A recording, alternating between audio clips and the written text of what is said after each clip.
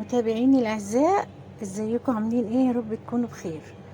النهارده هنعمل كفته، وهنعمل لها صوص كده طعمه حلو خفيف وان شاء الله لما تجربوه هينول اعجابكم.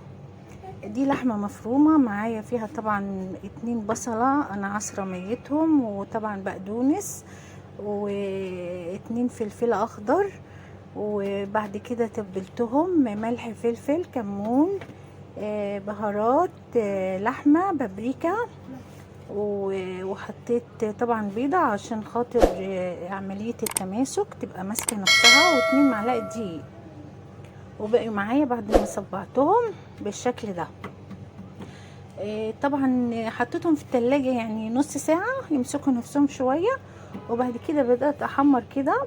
وكنت عاملة ايه يعني الصوص ده عبارة عن بصلة في معلقة زيت وسمنة، و2 طماطماية بطحنهم كده من غير مية خالص، وكمان معلقة صلصة، ونص المعلقة سكر، وطبعا التوابل ملح فلفل بالشكل ده. قلبتهم فيهم يعني لمدة 5 أو 7 دقايق بالشكل ده.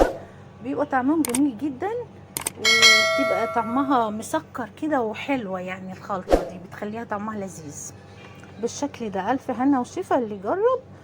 وحبايبي نتقابل على خير إن شاء الله، وما تنسوش تفعلوا زر الجرس وتشتركوا في القناة.